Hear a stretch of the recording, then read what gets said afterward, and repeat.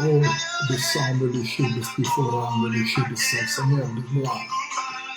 Nous bénissons ton nom, Père éternel. Tu es le véritable. Tu es le véritable, Père éternel. Celui qui donne la vie aux morts, qui change le temps et les circonstances. Pamboli bonzambe na yo, pete yo zali nzambe, topesi yo merci. Umbama na yo, libela na libela, ozali nzambe na banzambe. Na pamboli bonzambe na yo, Père de gloire. Na komisi yo, na poko alelo, na premidi alelo, Père de gloire. Pambola na pete yo zali nzambe, oya sala lela pene kili mokonisi. Bonga yokoki, pokabola yoba ya nzambe, na bana nzambe.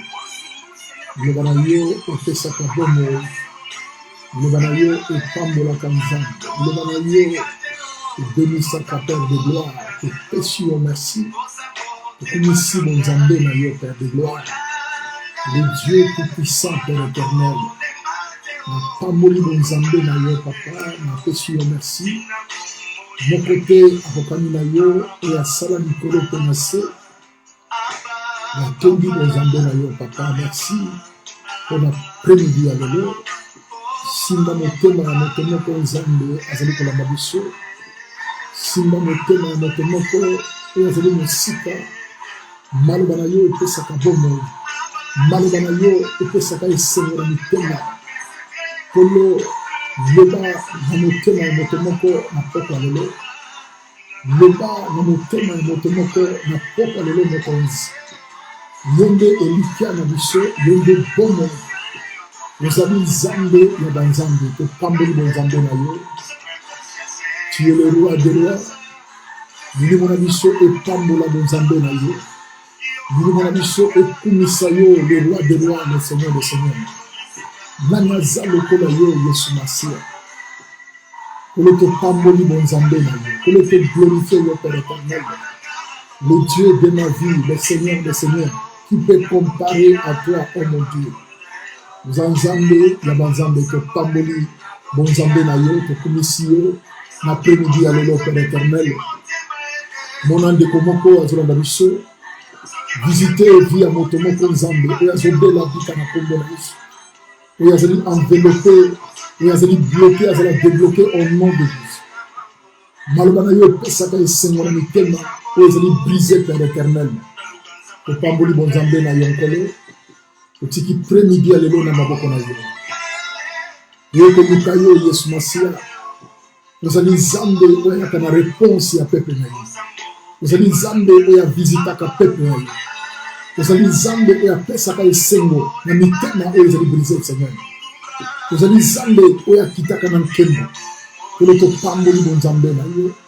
Kolo bisto kumisi yo mo santu ya basantu. Le roi des rois, le seigneur des seigneurs. Mokote akokani na yo mokonzi. Pamboli bonzambe na yo Père éternel. Ozali nzambe pe okotika na nzambe. Moto nyuso azolanda biso na milito yonkolo. Esika bana na yo bazali mokonzi visiter moko na moko Père éternel. Visiter bana na yo Yesu Masia. Lobela moto moko na premidi ya lelo Père de gloire. La parole donne la vie, Seigneur. Vous allez Zambé habiter moi. Vous allez Zambé à Salalo la Pémoki. Vous allez Zambé à Pesaka Bomoy. Vous allez Zambé Oyo à Pambolaka.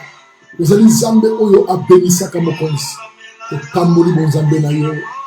Et Kumisio, les rois des rois, les seigneurs des seigneurs.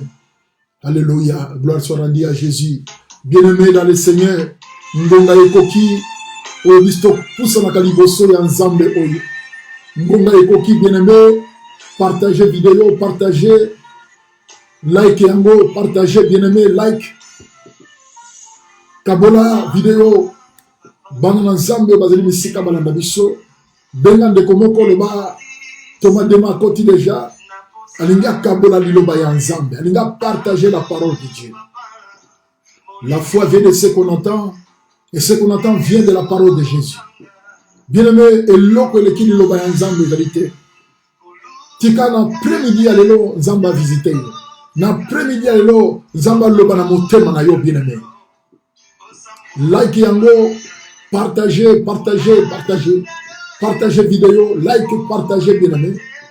Motomoko, merci Nzamba Pambola yo, like yango, partagez bien-aimé dans le Seigneur.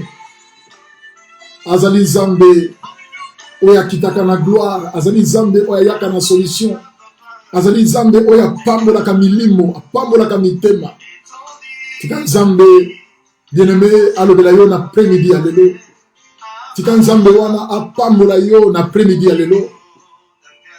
Nzambe wana zosala esengo ya mitema na biso azali Nzambe. A restaura ka mitema oyo ezali brisé. A pambola ka mitema oyo ezali mosika pe ayaka na consolation. Azanzambe.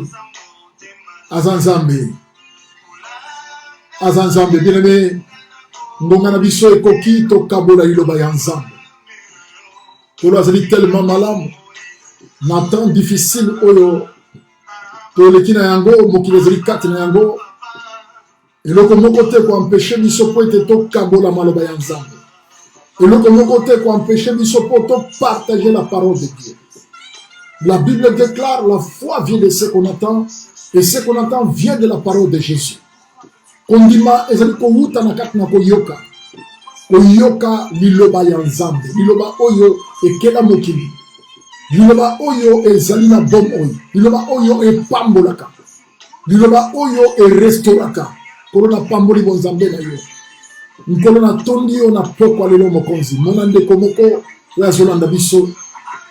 Solola la motema ya moto moko Nzambe. Oya zolanda biso na poko alelo apambola manzana. Oya zolanda biso na poko alelo Nzambe localize ye mona ye mokonzi. Il y a des difficultés dans le Seigneur. Il y a des souffrances dans le Yango. Il y a des maladies dans le Kobela. Il y a des problèmes dans la carte de l'Ibotanaye. Nzambe fait sa solution. Après-midi, à l'élo Père éternel. Il y a des communautés. Matinda Kiriloba. Père Dixa qui m'a donné ce cadavre. Nous croyons, Père, ce soir, Père de gloire, tu vas visiter quelqu'un. Ce soir, Père éternel, tu vas parler dans le cœur de quelqu'un. Vous allez Nzambe na bomoy. Napesio merci pour l'après-midi à l'élo. Napesio merci pour la ngonga oyo mokonzi. Nzambe, pambola bana na yo. Pambola bana na yo Nzambe. Pambola bato motomoko. Pambola mwasi tomobali. Pambola motomoko. Pambola mwana tomokolo. Oya zolanda biso na mito yokolo. Ngolo na yo Nzambe na bomoy. Ezala likolo na motomoko. Ce soir, Père éternel, car tu es Dieu et tu resteras toujours Dieu. Bien-aimé, partagez vidéo. Like yango pe partager pour te ndeko moko ala nabiso oya zeli mosika na nabiso antisale Nzamba mona yo apambola yo papa na biso zeka Nzamba apambola yo kolo Yesu amona yo bien-aimé dans le Seigneur partagez vidéo Maman Tracy le cœur Nzamba mona yo apambola yo Davida nkolo Yesu amona yo bien-aimé dans le Seigneur ngonga ekoki Nadine Nyembo Nzamba apambola yo Ida Tuyu Nzamba mona yo bien-aimé dans le Seigneur. Monga ekoki partager vidéo to kabola maloba ya Nzambe. Mama Mamisa Nzambe alola kanisa pe amona bino na mosala bozo sala ya évangélisation. Kolo Yesu amona yo bien-aimé ngonga nanga ekoki nazokota na maloba ya Nzambe. Nazokota dans la parole de Dieu. Nazobonde la paix nazokota mbala moko na iloba ya Nzambe. po ete liloba yango pesaka bomoi, liloba yango nde eyaka na restauration ya vie na biso. Mokili esalama na nzela ya liloba. Pesa ngai motema na yo na tia liloba ya Nzambe. Bien-aimé, la parole de Dieu les ont transformé vie à moto. Liloba na Nzambe ezali kopambola ba famille. Liloba na Nzambe c'est Christ. Père na yo liboso na yo oyo asala lola mpe mokili mokonzi. Na ye moko na lelo mardi le 6 octobre 2020, Père éternel, kotelema liboso ya liloba na yo mokolo na ngai, nazala bobele instrument na canal oyo ko utiliser ce soir. Cet après-midi, Père éternel, je dis moto moko oyo azoleka na ba problème, ba difficulté. Liloba na yo epesaka esengo na mitema oyo ezali brisé. Liloba na yo epambolaka mitema oyo ezali na kati ya kotuta manzambe. Seigneur, tika nazala instrument ya pamba oyo ko utiliser ce soir. Cet après-midi, Père éternel, moto moko azali kolanda biso nkolo apesa vie na ye epai na yo nkolo. Natelemeli pouvoir nyonso maléfique, esprit nyonso ya incrédulité, esprit nyonso ya voyage ya pensée, la distraction ezala mosika ya peuple oyo nazolanda biso au nom de Jésus. Tika moto moko azala béni cet après-midi. Tika moto moko azwa solution na kati ya situation oyo azali koleka na yango na libota na ye. Nous croyons, Seigneur de gloire, que tu es vivant. Nous croyons que ta parole donne la vie, ta parole restaure, ta parole bénit, Père éternel. Vous allez zambe pe okotika nzambe. Batak nyonso de près de loin, pour briser un mot par le nom puissant de Jésus-Christ de Nazareth. Saint-Esprit prend contrôle du début jusqu'à la fin, au nom puissant de Jésus. Amen. Zambe apambola bino nyonso bokoti na ligne to kabola maloba ya Nzambe bien-aimé dans le Seigneur. Dimanche to zalaki na église par la grâce de Dieu Zamba pesimiso espace oyo to zali ko glorifier Nzambe chaque dimanche. Zali awana infield. Bien-aimé dans le Seigneur. Vous allez les bienvenus ceux qui ont Nabiso et Longo chaque dimanche à partir de 15h, 15h30 à 17h30. Nakati ya ligne totikalika chaque mardi de 18h à 19h ndenge molimo na Nzambe ezokumba biso. Mais lelo nalaki na parler na bino à travers liloba ya Nzambe. Na yebike tozoleka na moment moko difficile na mokili. Où il y a pandémie, temps difficile. Où il y a mosusu mingi na bana na Nzambe ba se retrouver na bisika ya pasi. Mingi na bana na Nzambe ba mosusu foi ezali susu na kati na bango te. Kolemba ekoti na temps difficile oyi. Malgré église ezongi, malgré quelques bato mususu Nzamba pesi bango ngolu bazonga obana kobondela. Mais tozomona kilo na kati ya bana na Nzambe. Pourquoi? Parce que le temps difficile. Nalobaki mokolo musu nalobi temps difficile koko ya. Nzamba ko permettre le temps difficile ya. Mais Nzambe ermo a épargné kape ba oya ye, ba oyo ye abenga, ba oyo ye apona. Bien aimé, temps difficile, Nzamba bete e yaka e kokoya.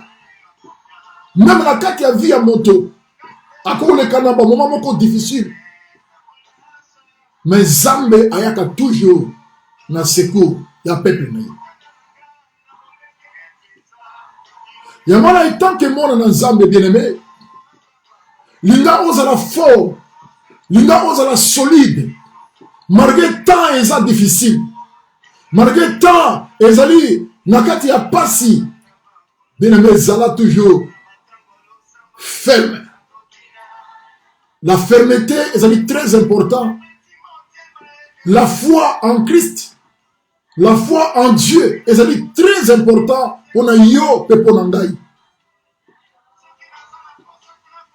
Zala moto yo yebi objectif, oyebi but ya oyo zali kolanda. Soko yebi moto yo zali kolanda, ezali Christ, ezali Nzambe, bien-aimé okolembate. Okolembate parce que oyebi te moto yo zali kolanda azali Nzambe, azali oyo apesaka bomo, azali oyo alobaki na biso, je serai avec vous jusqu'à la fin du monde. Peu importe la situation, peu importe le temps, il faut changer, mais il y a changé à côté. Azali Nzambe oyo ayaka na vie na biso. Il y a un apôtre Paul quelque part. Na kati ya Biblia azali kolobete eloko moko te ko kabola biso na bolingo ya Nzambe. Eloko moko te ko séparer biso dans l'amour de Christ. Parce que ayeba ki malamu ke ko yeba Nzambe kozala na Yesu na kati ya vie na yo ezali pamboli. Ko yeba Nzambe na bomo ina yo bien-aimé, soko yebi Nzambe ozali moto ya esengo. Autre Paul a dit, rien ne pourra nous séparer de l'amour de Jésus-Christ. Et loko moko te ko kabola biso, ko kabola yo na bolingo ya Nzambe. Et loko moko te. Pourquoi? Parce que oyo yamba na vie na yo. Oyo recevoir na kat na yo Jésus, bien-aimé, azali Nzambe. Ko yamba Yesu, kozala na Yesu. Na bomo ina yo ezali le pamboli, ezali bénédiction, koyeba Nzambe, connaître Dieu. Bien-aimé, na mokili oyo tozali, okozala na mbongo, okozala na bilamba, bakoki koyemba yo, okozala na nyonso oyo mokili ekoko pesa yo. Mais soki Yesu azala kati ya vie na yo te, soki Christ azali na kati ya motema na yo te, soko yebi Yesu Masiya te, bien-aimé, eza tragédie pona yo. Parce que ba oyo bayambi Yesu na vie na bango, ba oyo bayamba Yesu na bomo na bango, ezala mokolo moko bako vivre vie éternelle na bomo na bango. Ba oyo ba pesa vie na bango pa ina kolo, ba oyo ba yamba Yesu lokola mobikisi na bango. Yoka nazoba na monto moko na après-midi ya lelo,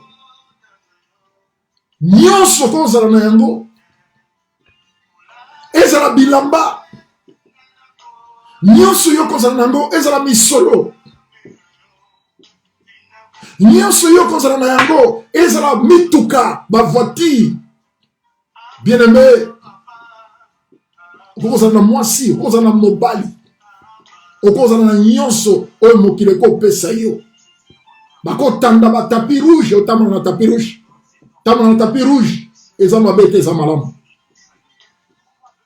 Okobongisa suki na façon nyonso, okosala okende ba voyage partout na kati na mokili, États-Unis, Israël, Congo, partout na kati na mokili. Mais kozala na Yesu ezali pamboli, koyeba Nzambe bien-aimé ezali esengo, ko recevoir Christ na kati ya vie na yo oza moto esengo. Natangi na Biblia namoni un homme riche, moto ya mbongo azana nyonso na kati ya vie na ye, mais azali ko sentir na kati na ye ke eloko moko ezali ko zanga ye. Komuso avandi na butu azotala ebele ya misolo azali na yango, bozu azalaki na yango, basi na ye na bana azali ko se poser question na kati na ye, mais soki lelo na butu ya lelo liwa e visiter ngai, na butu ya lelo ngai na longwe na mokili na okende wapi? Vina ngai après la mort na okende wapi? Un homme riche a posé Jésus question, malamoni na sala, malamoni na sala. Bien aimé, des fois la carte ya vina yo, il faut se poser la question. Mais comment ça n'a été, vivons tous en bon à Sénamon, et ça dit pendant un temps.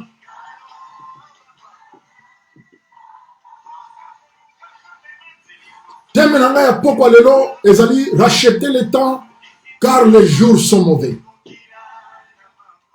Terminant à pourquoi le lot, racheter le temps quand les jours sont mauvais. On a puisé en bon à Éphésiens chapitre 5, verset 17. Non, verset 16 à 17. Éphésiens, chapitre 5, verset 16 à 17. Rachetez le temps car les jours sont mauvais. Omisombe la tango.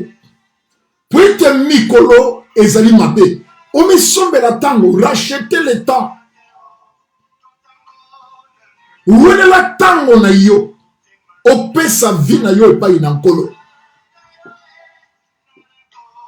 Bien-aimé dans le Seigneur, kozala na Yesu Masia ezali pamboli, koyeba Nzambe ezali esengo. Parce que mutu ayebi Nzambe, mutu ayebi Yesu Masia, oyo ayamba Christ na kati ya vie na ye. Bien-aimé dans le Seigneur, yeba malamu ete Yesu nazote yo azali le pain de vie. Le pain de vie. Soki yo zana Yesu na bomo na yo, ezana un jour yo kotika mokili oyo. Okende quelque part pour traverser, okende de l'autre côté de la mer, de l'autre côté au-delà. Ezana mokolo moko yo kotika mokili oyo, okende au-delà, okende quelque part. Mais soki Yesu azalaki na kati ya vie na yo te, soki oyambaki Yesu lokola mobiki sina bomo na yo te, bien-aimé ekozala pasi na kati ya vie na yo. Vie na biso bato na se na moi ezali pona un temps, ezali pona un temps. Nzamba ko sala yo o vivre ta mususu 1000 ans na mokili, 120 ans na mokili, 200 ans na mokili. Tomoni bato na kati ya Biblia bato lokola ba Enoch na livre ya Genèse. Enoch marchait avec Dieu. Enoch atambolaki na Nzambe. Enoch avivaki na kati na mokili na bambula ebele. Nzamba kosala yo ngolu o vivre même tant même 1000 ans, même 100 ans na mokili. Mais ça na mokolo moko yo kotika mokili. Mais après vie aux anamona se, il y a la vie éternelle les amis. Gomo ina se ko les amis. Yango ezala limite te.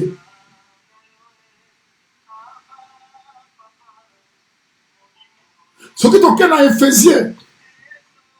Ouais, si kana bimisi thème na ngai ya poko lelo na partager na yo. Rachetez le temps car les jours sont mauvais. C'est pourquoi ne soyez pas inconsidérés, mais comprenez quelle est la volonté du Seigneur. Yo, il faut y avoir volonté ensemble na kati ya vie na yo ezali nini. Bien aimé, volonté ensemble ezali nini. Yo nanga toza na se ya moi. Yo nanga tozali awa na se ya moi. Volonté ensemble na kati ya vie na yo ezali nini. Amingi bazo tambola na mokili. Amingi tozali na bango tozosala mosala ya Nzambe. E bazo yeba te ke vie tozali nango na se na moi. Vie tozo tambola na yango. Vie tozali na yango bien aimé. Eza malamu, eza mabete. Mais des fois na kati ya vie na yo, il faut préparer ka éternité. Après vie na ngai na se na moi. ba âge ezopusana tozofete ba anniversaire ozalaki na 42 ans okomi na 43 ans okomi na 45 ans ofete 50 ans ozomata ozokende mais lobi na yo ekozala nini na ntango oko malade ekozwa moto ase retrouve na kati hôpital lelo nazali kobenga conscience na yo bien aimé ocomprendre que après vie oyo tozali na yango ezali na vie mosusu ezali la vie éternelle mais rachetez le temps car les jours sont mauvais.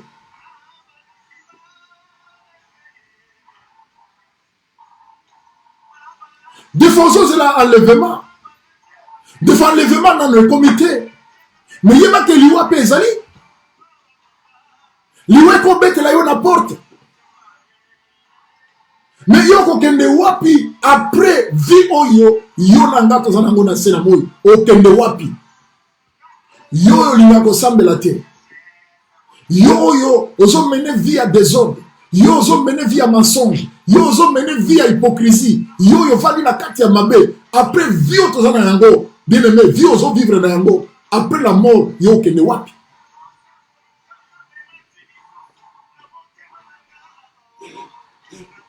balobi te tozala na biloko na mokili te non tokozala na yango mais préparer éternité bien aimé parce que tout ce que tozala nango na mokili ekotikala na se na moi awa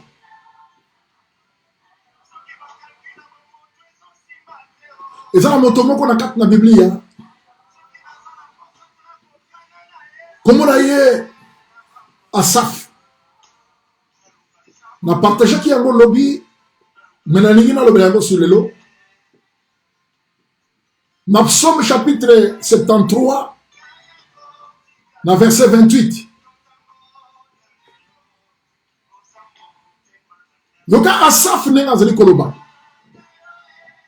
pour moi m'approcher de Dieu c'est mon bien je place mon refuge dans le Seigneur éternel afin de raconter toutes les œuvres. Asaph azalaki prêt à David, azalaki oyo, azalaki na service ya louange ya David. Mais Asaph amoni bato ya ndenge na ndenge bazali koleka tout près ya roi David. Asaph azalaki chantre oyo, azalaki na service ya adoration na Jérusalem. Okumba louange, ko adorer l'éternel, amoni bato ya lokumu oya liboso ya roi David. Asaph amoni ba généraux, Asaph amoni bato ya lokumu, o baze ko s'approcher liboso ya David, amoni bato ya ndenge na ndenge, amoni ba riche, amoni bato ya mbongo, amoni bato bazali célèbre na kati na mokili.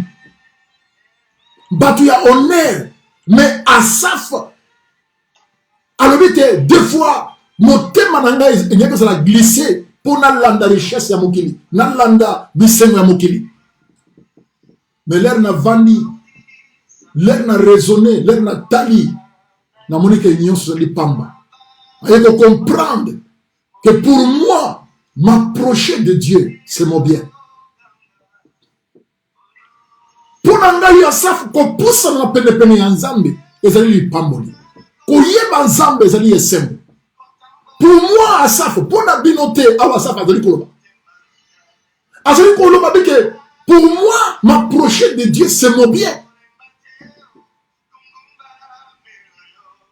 mais amonaki nyonso ya mokili amoni gloire ya mokili amoni bato ya mbongo ba méchant amoni bato bazali kozwa biloko na ndenge ya fraude azali komona bato bazali ko s'enrichir tamususu na makila ya bato. Asaph amoni bato ya ndenge na ndenge bamusu bazozwa ba misolo na voie normale te abomi bato po azwa mbongo abomi bato po azala célèbre na kati na mokili. Asaph alobi namoni bato bazali kolata ndenge nyonso ba méchant na kati na mokili amoni bato ya lolenge na lolenge o basapprochaki devant roi David Asaph Alodiawa, pour moi, m'approcher de Dieu, c'est mon bien. Je place mon refuge dans le Seigneur, l'Éternel. Refuge nangai, et si kanangai yako bombama, et si kanangai yako zala, nazala protégé, il y a refuge nangai, et zaka pa ya nzambe, et zaka pa ya Yesu Masia. Parce que yebaki, soka père de vie, ezana ngona se, ezana vie monsieur ezozela yekuna. Ezana vie monsieur ezozela yekuna. Voilà pourquoi, ezali devoir na ya sa ilanzambe. Ezali devoir na ye apesa motema na ye epai na nkolo. Ezali devoir na ye alinga nzambe na bomoi na ye. Oh, kola mona moto moko na pokwa lelo. Bien-aimé dans le Seigneur. Oyeba nzambe ezali esengo. Kozala kati na Yesu Masia ezali pamboli. Asafa comprenaki. Marge bato ya o bazali célèbre. Marge bato bazali na misolo. Bazana mbongo bazana nyonso. Oye bazali koleka devant roi David. Namoni bato lolenge nyonso. Même ba méchant. Oye bazali ko prospérer na kati ya nini ya bozwi na bango. O bazozwa tamu susu na voie normalité.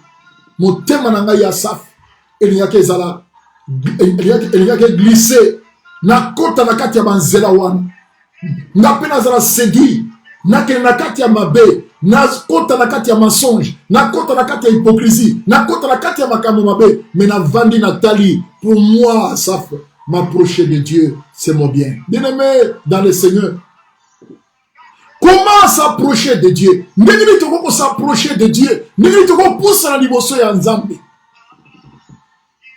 Comment s'approcher de Dieu? Yamana soki toke na mukanda ya Hébreu chapitre 10 verset 22. Balobi kuna comment toko s'approcher liboso ya nzambe? Approchons-nous donc avec un cœur sincère. Approchons-nous donc avec un cœur sincère, dans la plénitude de la foi, le cœur purifié d'une mauvaise conscience, le corps lavé d'un eau pure.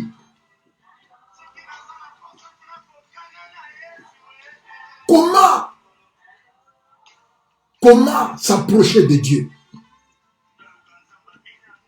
Mingi na biso tozo sambela, mingi na biso tozo ke l'église, mingi na biso tozo ya epai ya nzambe, mimi tema na biso ezali mosika na nzambe wana. Il nous dit approchons-nous donc avec un cœur sincère. Motema na yo faisant la sincérité, bien-aimé.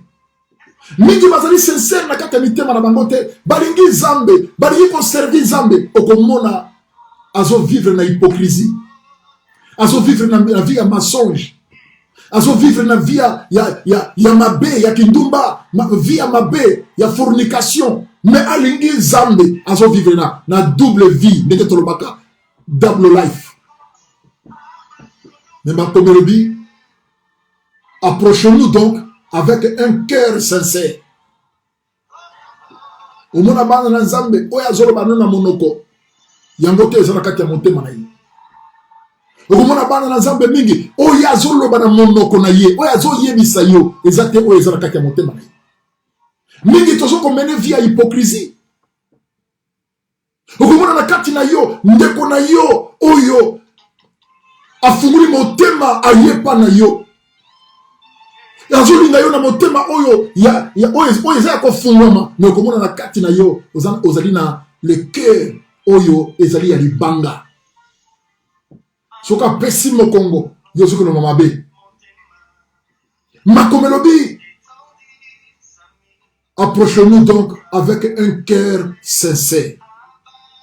Mingi baza na sincérité na mitema na bango te et bazo servir nzambe. Bien-aimé, vie na se na mo eza moke.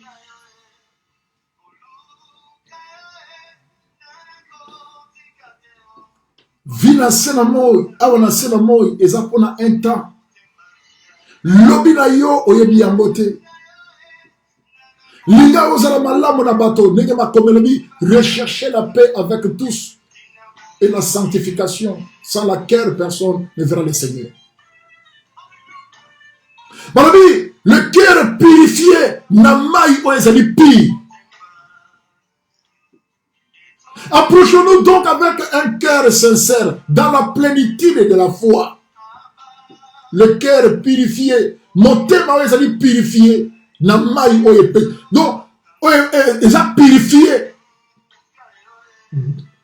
Oh Jésus, le roi des rois, le Seigneur des seigneurs. Le cœur purifié d'une mauvaise conscience. Dans la conscience, chaque fois qu'on dit cela, chaque fois qu'on va chaque fois, aux autres tambres na katna mokili, aux autres la mauvaise conscience bien aimé dans le Seigneur, ça ce n'est pas bien. Yo étant témoin dans Nzambe, il faut y avoir l'ibanda ya Yesu Masia, l'obiko ezalité. L'ibanda en dehors à Christ, en dehors à Jésus-Christ, bien aimé, sali ezalité. Devoir nanga na yo, il faut tout tambre na katna principe yanda. Il faut sala oyo maloba na Nzambe zoye bisayo o sala. Racheter le temps car les jours sont mauvais.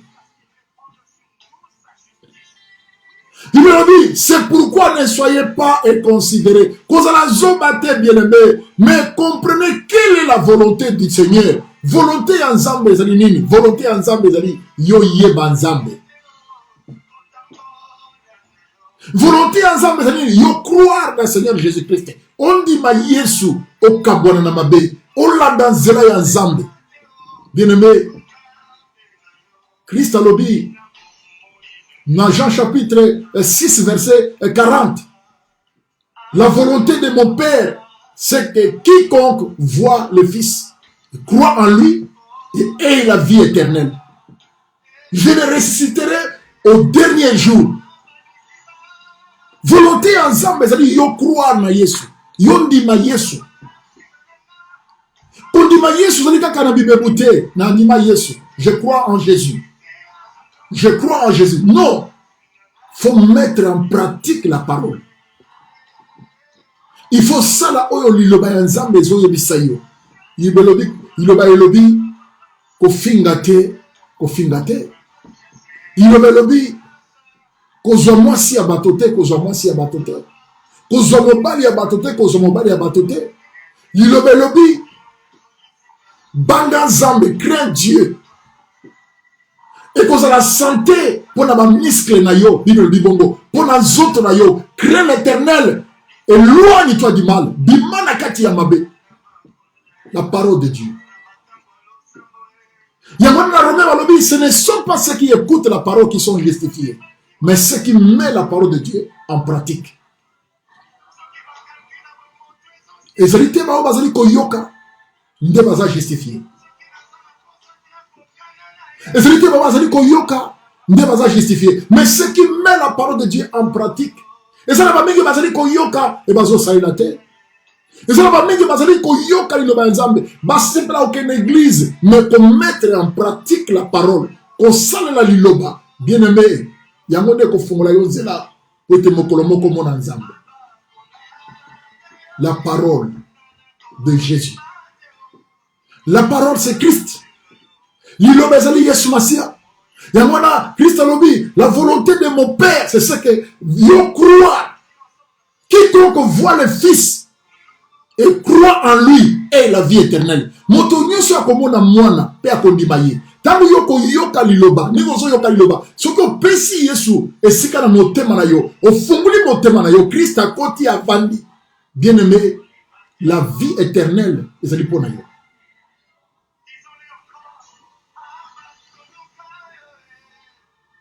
Nzambe azala posa na yo. Nzambe atiminga na yebisa yo racheter le temps car les jours sont mauvais. Notre pasteur tozalaki na ye, pasteur Dave. Nana yebaki ke moto na Nzambe oyo akotika biso. Pona kotalisa yo ke soki Nzambe azali kozwa pasteur, soki Nzambe azali kozwa bana, soki Nzambe azali kozwa ba mikolo, bien aimé, moto a échappé na nzela wana azali te. Mais problème ezali que après vie na yo awa na se na moi yo kokende wapi. Je crois bien na moi juillet, la mois juillet cette année Zamba chaque message kati na ngana parler na bana na Zamba nyos. Thème ezalaki chercher premièrement le royaume et la justice de Dieu. Luka liboso bokonzi ensemble, chercher premièrement le royaume et la justice de Dieu. Okozala na nyonso eza mabete eza malamu. Na lobite ozala na bilamba te, na lobite ozala na mbongo te. Okozala na nyonso bien aimé, mais soki ozangi Jésus, soki ozangi Yesu, na kati ya vie na yo eza tragédie.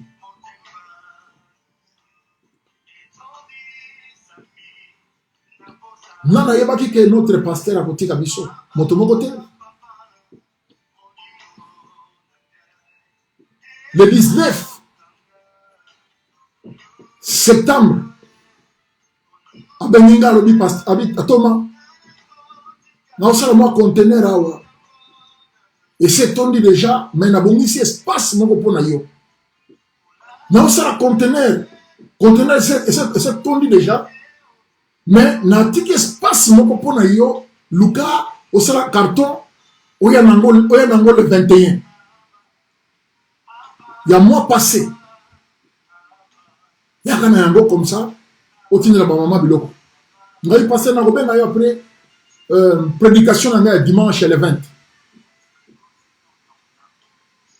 dans la 6 dimanche na bengi na bi eza moi brusquement parce que pour tana luka carton na kanisa biloko maya nango lobi lundi donc na mona nazala kana deuxième tour habité promesse até na ici ku tu na lobi bon car na ngai oyo tana deuxième tour car oyo zali awa comme ça tu as na compter OK nango so teki ya comme ça bomo ilanga makoki to solo na yi na lobi na kutu les 4 tozana sorti les 4 tozana na salle autozui comme ça oza ami non promesse até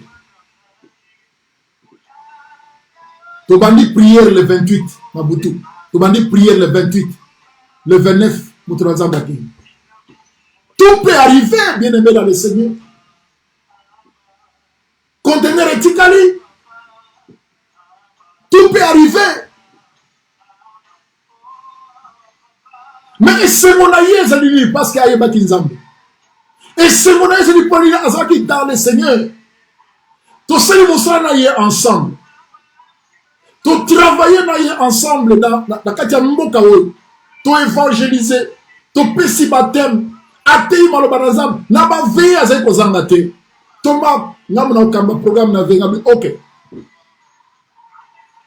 a servi l'éternel na kati na ayebaki nzambe azaki mpe kobunda mpona mboka kokombattre mpona mboka ezala libéré mais azalaki dans le Seigneur ayebi nzambe azoservi nzambe azokobunda mpona mboka mpe azoteya maloba ya nzambe eza esengo nga naza fier ke aza esika ya malamu bien aimé okokobunda mpona mboka ezali bien eza mabe te mais accompagné tika Jésus azwa place na kati ya bomoi na yo okosala nyonso na mokili bien aimé dans le Seigneur mais libanda ya Yesu eza pasi parce que vie oyo toza na yango na se na moi vie oyo toza na yango eza na mokolo moko yo na nga tokotika yango combien bakei combien batiki biso pendant mars avril mai juin juillet combien batiki biso bakei baproche oyo bazaki bacamarade na yo elo baza na bomoi te bamosusu bazali se retrouver na kati ya bopito bien aimé kozala na Yesu eza avantage koyeba nzambe ezali esengo koyamba Yesu na kati ya bomoi na yo parce que bien aimé il faut yeba yango bien aimé dans le Seigneur eza na mokolo moko okozala visiter eza na mokolo moko okozala liboso ya liwa ekoya na kati ya vie na yo. Olinga yango te ekoya ekose présenter. Mais okokende wapi? Après vie na yo na se na moyo okende wapi? Parce que ezali la vie après la mort. Vie ezali, la vie éternelle ezali. Baoyo bazokufa kati na Yesu bakufaka te. Bakufaka te baza na bomoi. Oh Jésus, le roi des rois. Rachetez le temps car les jours sont mauvais, bien-aimés. Ce qui lui écoute yo na kati ya mabe. Oyebaki nzambe te. Yozo vivre na mokili na ba haine. Koyina. Ozo vivre na mokili na kati ya ba ko separaka ba famille. Ozo vivre na kati na mokili ko créaka ba confusion na kati ya ba famille. Ko botola basi ya bato, mibali ya bato, ko kumba makambo, ko tambola na makambo ezali ya bien te na vina yo. Soki li wezi yo bien-aimé et ko zala pasi po yo mona nzambe, po yebanko, po yo ko okene na éternité, po yo kende na lieu de repos. Rachetez le temps car les jours sont mauvais. Pasteur Abelakité? Pasteur Abelité?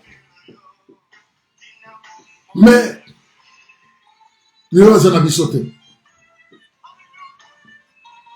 Et comme la yo, et comme yapa na yo, mais aucun de wapi.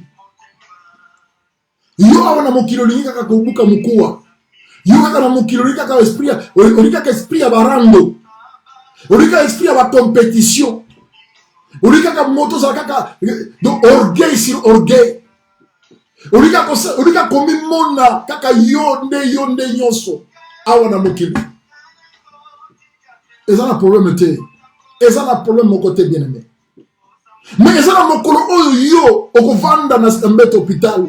Eza na mokolo yo tango ozotika mokili oyo okeyo bandi ko regretter. Obi na kati na Biblia. Christ apesi parabole ya un homme riche. Pena Lazare. Yo nanga toyebi yango na Luc 16-19 okotanga yango. Bato mibale bavivaki na mokili. Bazalaki na kati ya mokili awa bavivaki. Moko na nzela ya Nzambe. Lazare azali ko représenter lokola ba chrétien, lokola ba oyo ba pesa vie na bango pa yankolo. Lazare azali ko représenter lokola ba fils de Dieu, lokola bana na Nzambe, ba oyo ba accepter Jésus comme sauveur na vie na bango.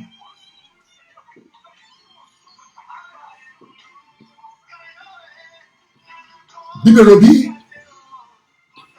na butu moko liwa yeko kumba Lazare. Tango ebekeli Lazare porte. Lazare tango azo kanga miso, tango esprit na ye na corps na ye séparé, tango babengi liwa. Lazare a se retrouvé liboso na deux chemins différents. Des anges de Dieu baye kozwa Lazare babi tozo kumba yo kuna na esika Abraham azali. Po yo sailaki Nzambe. Yo okabaki vina yo epai ya nkolo. Yo oza na elembo ya Jésus. Oza na elembo ya Nzambe na kati na yo. Yo ozalaki fils de Dieu. Yo ozalaki mwana na Nzambe. Yo servaki Seigneur awa na terre de vivant. Maintenant, talent zera yo zokende na lumière. Lazare, des anges vont escorter et c'est qu'Abraham azali. Pourquoi Abraham? Abraham, c'est notre père de la foi. La Bible déclare, si vous êtes en Christ, vous êtes de la postérité d'Abraham, héritier selon la promesse. Nzambe asalaki alliance na Abraham. Alors, va-t'en de ton pays, de ta patrie, de la maison de ton père. Abraham abimaki. Zamba pesa qui est ma promesse. Alors, il a kopambola yo. Montonyo so kopambola ma. bana na yo bakozala béni. Mokolo mosusu nzambe abimisi Abraham na libanda na butu abimisi ye abi regardez le ciel ntango atali na likolo amoni baétoile ebele. Abraham aotala baétoile akoki même pas kokonte baétoile wana. Nzambe alobi ndenge bana na yo bakozala. Yo ozalaki na kati ya étoile wana, Israel azalaki na kati ya étoile wana, nzambe akumbi ye alobi na ye sable ya mer, mabele sable. Soki moto ayebi kokonte sable ndenge bana na yo bakozala, yo na ngai tozalaki na kati ya sable wana. Nzambe ayebaka ke un jour yo na nga tokopesa vie, tokoyamba Yesu. Nzambe azali komona na tobotama te bien aimé, mais nkolo ayebaka malamu ke yo na nga tokoya na mokili mpe tokoaccepte Jésus, tokozala bana ya Abraham na nzela na Yesu Masiya. Yango balobi si vous êtes en Christ, vous êtes dans la postérité d'Abraham, héritier selon la promesse. Donc la promesse on nzambe alakaki Abraham eza mpe likolo na ngai, eza mpe likolo na yo. Alléluia. Gloire soit rendue à Jésus. Gloire soit rendue à Jésus. Voilà pourquoi bakumbi esika Abraham azali père de la foi, akumbi esika Abraham azali esika ya kimia, esika ya malamu azali, esika basantu bazali. Zala fidèle na Nzambe, zala fidèle na Nzambe. Après vie ozana ngo na se ya moi, ezana vie musu ezozela yo. Esika ba Abraham bazali, esika ba ale moloto bazali, esika ba santu bazali, esika ba basela ki Nzambe na se na moi bazali. Tokende yo nanga tokende na place wana. Mais condition ezali si tu donnes ta vie à Jésus. Soko zo tambra na mokina ko banda Nzambe. Soko yamba Christ lokola sauveur na vie na yo. Kabon na kati ya mabe. Abraham azalaki consolé. Abraham azalaki consolé. Abraham azalaki consolé. Un homme riche atikalaki na mokili. Liwa peye ko visiter. Bien aimé, rachetez le temps car les jours sont mauvais. Rachetez le temps car les jours sont mauvais. Mingi na biso to bangaka, mingi na biso tango liwa ye na kati ya communauté. Tango ndeko moko tozalaki na ye atiki biso na tamu ke tozalaka na somo. Tokomi ko banga. Ah ndeko ya kufi, ndeko mwasi ya kufi, ndeko bakei. Ah mutu yo sakomi na ko banga. Mais ko banga wana ezali pona un temps. L'herbe kamonyoso est aussi là. L'herbe enterrement salami. Ne quoi qu'il mutabo sani bakamonyoso. D'émotion pendant un temps. Non bien aimé. Vous avez émotion pendant un temps. Il y a temps moukete. Ko bangate. Bangande masum. Bangande mabe. Bangande péché. Bima nakati ya fornication. Bima nakati ya mensonge. Bima nakati ya lokuta. Bimanakati, yozo sali la Nzambe, yozo te ya maloba ya Nzambe, tu prêches la parole de Dieu. Mais ozo vivre na kati ya fornication. Tu prêches la parole de Dieu. Ozo vivre na kati ya mensonge, ozo te ya maloba na Nzambe, ovandi na kati ya impudicité. Bien aimé, faut repentir.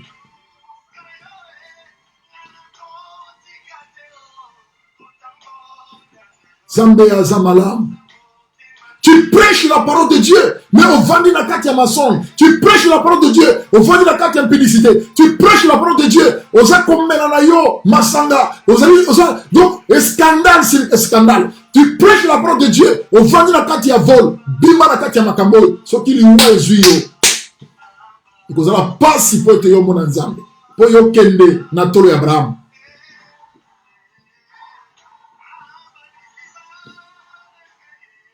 Liwa eke na mokili eke pour visiter un homme riche. Bien aimé, kozala na mbongo eza mabete. Kozala na bozui eza péché.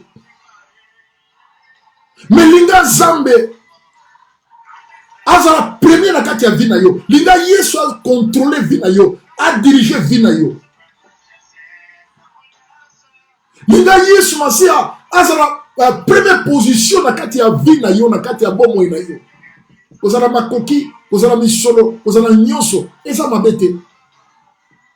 Mais eza na bato mosusu. Mbongo ekoma lokola, mbongo ekoma ko diriger vie na bango. Eza na bato mosusu azali prêt à tout. À cause de l'argent, à cause de l'argent, à côté quand même bandeko. À cause il y a une misolo, à côté quand même famille.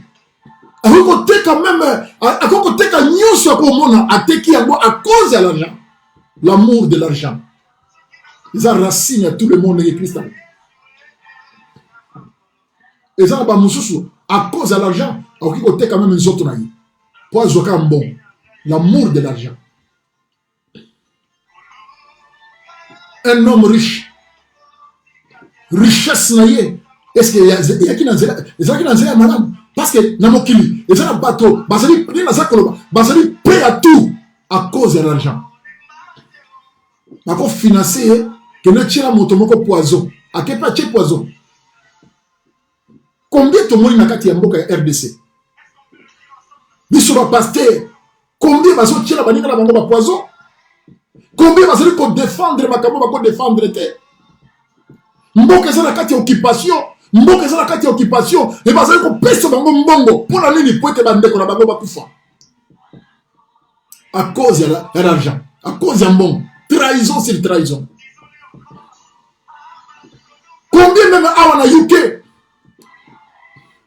esprit à haine à cause de l'argent. Basali prêt même yako sacrifier baninga na bango. Kolo ba beli kolo ba ya nani ya baninga na ba collègue na bango à cause de l'argent. Trahison le kolo trahison. Nini to monité.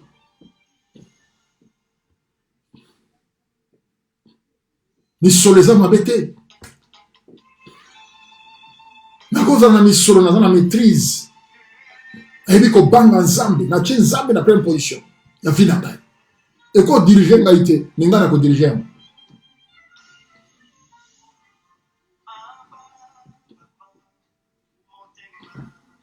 Un homme riche, liwa ko soyé. Mais leur akende ki leur akufi, leur atiki mokili oyo, leur corps et kamwani na amnaye. Yango babengi la mort. Makomelobi, des anges du diable va être récupérés. Parce que la mokili c'est là qui Satan. La mokili c'est là qui mokili. Alinga qui bisewe mokili kenzambi. Des anges et un diable.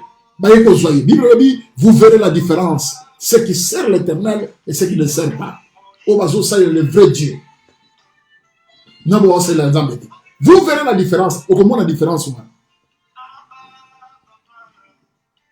De l'autre chose, on a la différence.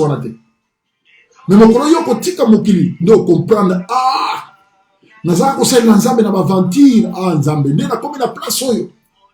Fala ki pas na la place oyo, soki na banga ka nzambe ne na za place oyo. Retard, malheur à ceux qui comprennent toujours en retard. Mais quand tu n'as rappelé yo bien-aimé. Bima na kati ya makambo ya mabe. Lelo yo yebi, lobi na yo yebite. Lobby au yébité, pasteur azé comme ça là-bas, azé sur un conteneur. Mais ici, nous que, à bon, ça qui peut nga ina yana, kacha bino kona kati. Mais le ya zate. Nous ta konsa là-bas projet, yo konsa là-bas projet. Lobby na konsa là boye. Na fait année on na konsa là boye. Na début année kuna konsa là boye. Mais Zambenda azana asimi destiné moto. Na maboko na yi. Yori ko bongo la monte mate lobi o enjoy nan na lia nano nguba na buka nano mukua na sepelisa nano nzoto na sepelisa na enjoy nano nzoto na ko bongo la monte malobi problème ezate vie ezali après la mort la vie éternelle. Rachetez le temps car les jours sont mauvais. Rachetez le temps car les jours sont mauvais. Des anges du diable va récupérer un homme riche. Comme Kenenaye, na lieu de tourment. Yo kana yebisa yo bien-aimé dans le Seigneur, yo motozo landangai. De façon que moto atiki biso tokomaka paix à son âme. Zo comme on a fait Facebook paix à son âme. Paix à son âme, restez en peace. Mais amis li monyo sote ke na kana paix. Mi monyo sote viva kana kimia. Et ça la milimo ekei ça la katia passe na tourment. Il cet homme riche. Tawazo kende na lié de tourment. Abwaka misu na likolo. Amoni Lazare na tolo ya Abraham. Aza consolé. Abraham azali consolé. Lazare. Mwana omona ki pasi na mokili. Oyebaka nzambe. Osayelaka nzambe na vi na yo. Ozalaka fidèle pa ya nzambe. Ya mwana nzambe asali yo bolamu. Nzambe akumbi yo na place oyo. Na place ya kimia. Na place ya esengo. Bibi l'homme, un homme riche. Il a regardé. Moto ba viva kene na mokili. Oyo azali konzaye. Oyo azali komona ke non yende aza fin. Bibi azali kolata fin le. Azali ko enjoy na makambo nyonso. Bien aimé, le salaire du péché c'est la mort. Mais le don gratuit du Seigneur Jésus-Christ c'est la vie éternelle.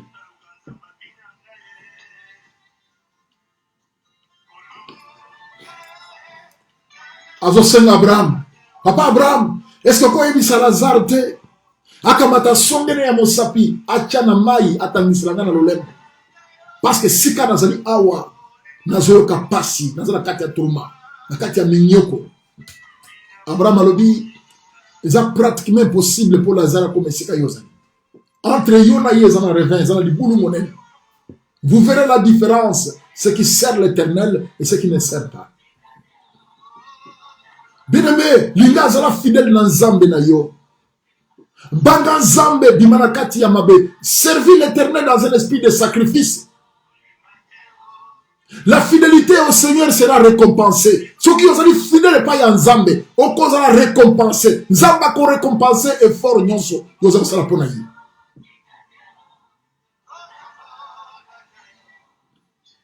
Zamba zamalam.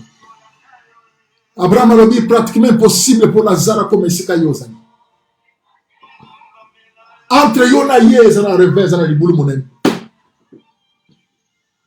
Abadi Koloba, est-ce que continue dans Lazare qui a qu'elle n'a mokili, atea, na famille n'a pas. Nazana 5 frères, Oda na babongo na mitemate. Ma vivaka na kati ya mabe. Ma vivaka na kati ya fornication, na kati ya impudicité. Ma vivaka na kati ya milangwa. Nakati ya makama mabe. Nazana 5 frères. Baleki na ngami 5 ya mibali.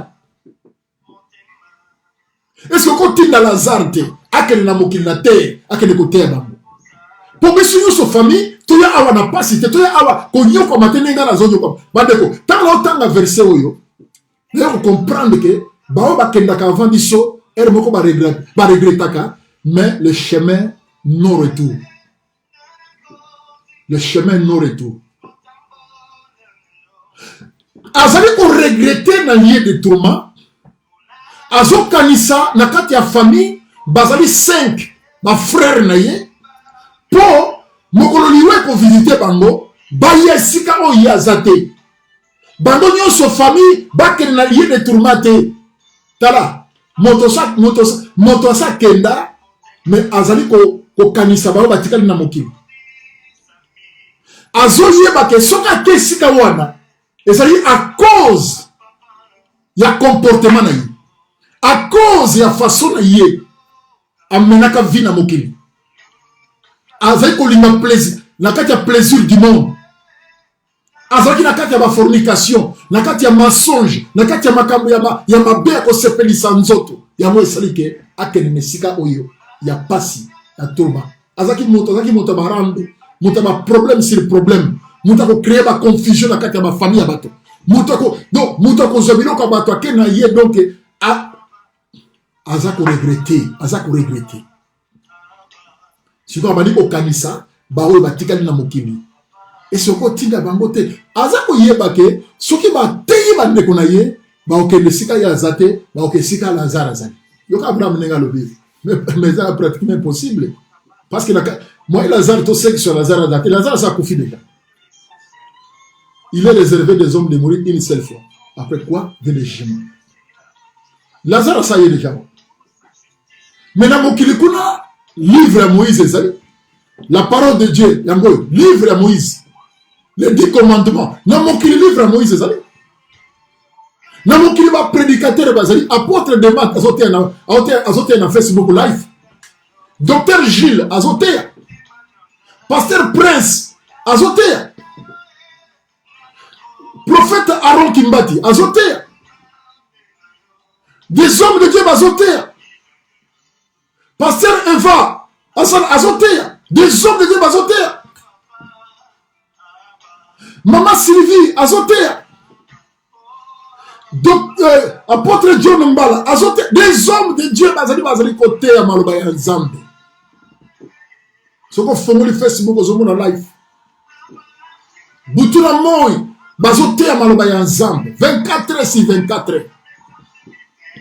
Ce qui va yoka bango, ba okenesika yozate, ba okenesika Lazare azali. Oyebi Nzambe atikala moto nyonso liberté. Nzambe azali lokola gendarme te aya na film mabet non, Nzambe azali lokola démocrate atikala moto nyonso. Quitte à vous, donc yo croire, on dit apprendre bien à laisser, on dépend de yo. Mais pour ces Nzambe c'est que moto akufa na mabe. So que na mukada ecclésia dans ya Ézéchiel, Nzambe alobi ngai Nzambe na sepela kana liwa ya moto mabete. Mais la ligue moto mabe a changé, repentez-vous, a changé vie na ye, abima na kati ya mabe. Mais yoli ko mana mabete, yoli ko fanda kana kati ya mabe, ozo saila Nzambe na kati ya mabe. Ozo servi Nzambe na kati ya mabe. Tala malade nige zo na kati libota na yo. Bana baza ko bela, mais ozo yebate, ozali source ya malheur ya famille.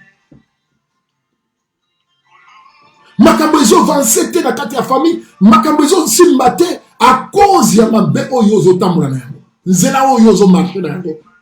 Nzambe azo sepela na yango te. Soki liwa ezuyo na kati ya nzela wana. Bien aimé, vous allez passer. Voilà pourquoi Nzambe atindi liloba obima na kati ya makambo wana. Okoma soko lani na butu, il faut kata pongi. Ozo mona makambo ya bien te na kati ya vie na yo. Okoma ko banga esprit ya pere kota na kati na yo. Pona nini à cause ya banzela oyo ozokota. À cause ya bato osala bango ba relation moko ezali non fondée, relation moko ezali ya mabe. Nzambe azosepela na relation wana te. Bima na kati ya relation wana. Zwa décision ya ko na kati ya nini ya ba relation wana e ko kumba yo na kati ya mabe. Bandeko liboso na biso ezala makambo ya minene ezali koya nazobisa bino bandeko. Il y a des grandes choses ezoya la biso na biso na bambula oyo ezoya liboso na biso. Nazoloba te mpona kobangisa yo, mais nazobenda conscience na yo tambola alima, tambola na kati ya kobanga Nzambe.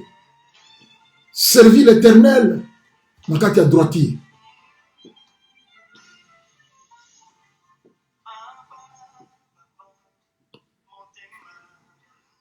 Donne ta vie à Jésus. Construis ta vie sur le rocher éternel, Jésus-Christ. Construis ta vie sur le rocher éternel, Jésus. Libanda ya Christ, ezakufa. Libanda ya Yesu Masia, ezakufa. Kozala na Yesu ezali assurance. Okomona bolamu na se, omona bolamu na likolo.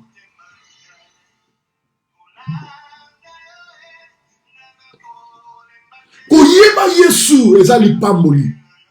Pour connaître Dieu le Père. Ezali sengo, bien-aimé dans le Seigneur. Approchons-nous donc avec un cœur sincère dans la plénitude de la foi.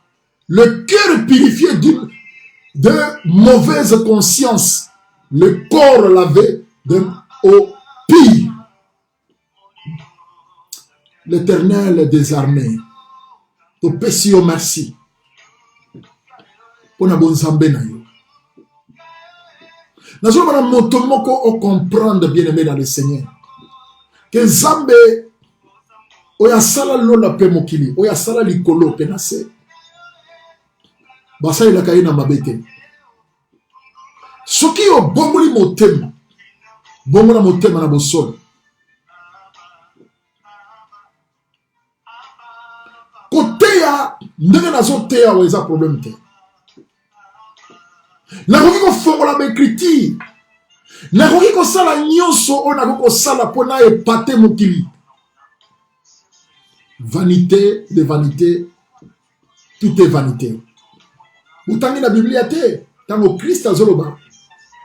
Ce n'est pas ceux qui disent Seigneur, Seigneur, au baokota na royaume. Ezali te baoy bagolobaka nkolo nkolo. De baokota na bokozi. Mais ceux qui fait la volonté de mon Père. Oikoteya, oikobimisa moto na monoko na yo. Miracle sur miracle zo salam.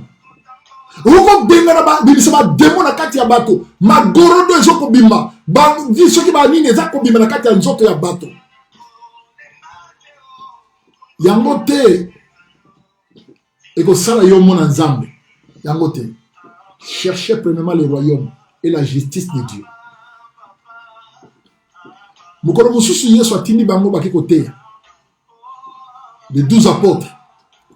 Va prêcher l'évangile, va se repentir. Miracle salami. Va retourner, va comme ça, Seigneur. Va dire Jésus. Ah! Oui, mais na kombo na yo, va démon bazo kim. Na kombo na yo, miracle zo salam. Na kombo na yo, tout le monde va miracle, va démon bazo tika, bazo ke de bata malami bazo bika. Christ a lobby. Vous séparatez, pour te va démon bazo to sabini. On a comment on a sur des mots qui m'en mais vous sepez là, vous c'est le jouir. Ce qui combo na bino et comment mène un livre de vie. Vous sepez là, ce qui combo na bino et comment mène un livre de vie. On a comment on a que bien aimé, n'y a pas de sale na mukili. Et quand tu as na mukili awo. Marqué génération na yo. Servir Nzambe na vérité, na bosol. Servir Nzambe na vérité. Et voilà Christ a lobby. Que servira-t-il à un homme de gagner tout le monde? De gagner le monde. Et au père de âme. Que servira-t-il à un homme? Et le konini est na moto a gagné mon kilimo bimba. A gagné. Et voilà pourquoi Christ a fait quoi sabango. Si quelqu'un veut venir à moi, aya pa inangai, et l'on liboso a se renoncer. A se renoncer yemoko. Ami boya. Pea landangai. Si quelqu'un veut venir après moi, qu'il renonce à lui-même, qu'il se charge de sa croix et qu'il me suive. Bamiki bazali baliko ya pas yankolo baliko sa ilanzambe baliko sa ba prédicateur baliko sa ba enseignant baliko sa ba de serviteurs de disciples à Jésus et baliko se renoncer te na mabe yoka car celui qui voudra sauver sa vie la perdra mais celui qui la perdra à cause de moi le retrouvera.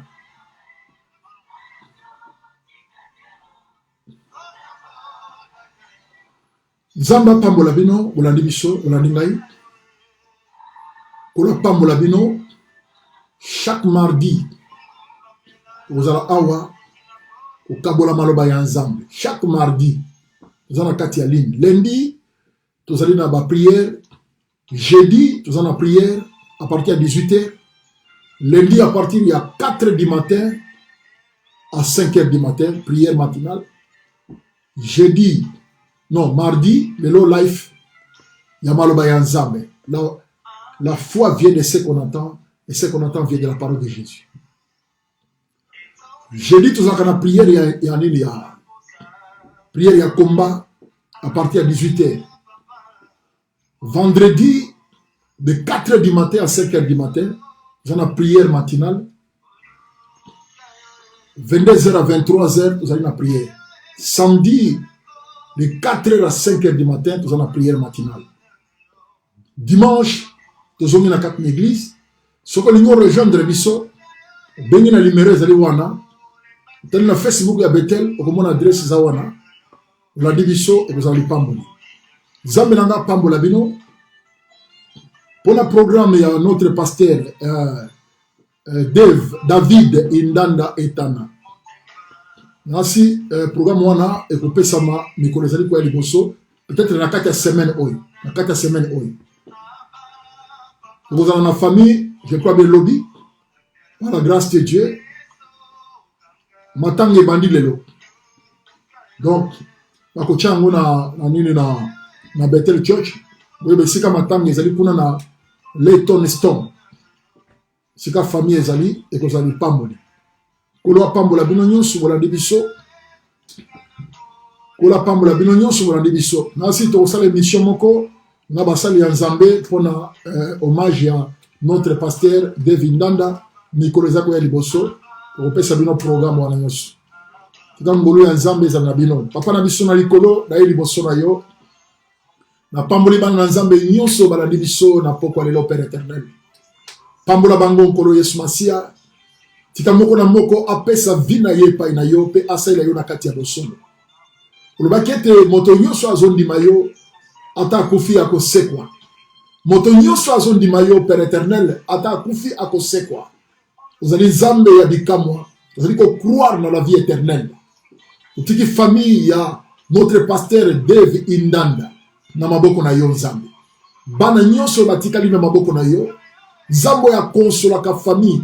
Oya konsolaka mitema ozali brisé Seigneur le kana ko visiter famille et notre pasteur ozali Zambe na bombo to pamoli bandeko nyonso oyo batutami na kati ya likambo mokonzi Zambe na bombo zana na bango ensemble na nyonso bazali koleka pona ko consoler famille oyo Zambe tika o pambola bango jusqu'à ce que corps ya notre pasteur ko kitanase na mabele ko to pamoli yo peto tiki nyonso ba programme o nyonso ko sala banzambe na sena no boko na yo pambola mana yo pozali nkolo na kombo na Yesu Kristo to telemeli buya nyonso ya maladie na kati ya peuple na yo l'esprit de mort et que ne mosika au nom puissant de Jésus-Christ de Nazareth ko pambola ba de ko nyonso maladie biso na kombo na Yesu amen Zambe apambola bino lo tika la malamu bye bye bye bye bye bye bye bye bye bye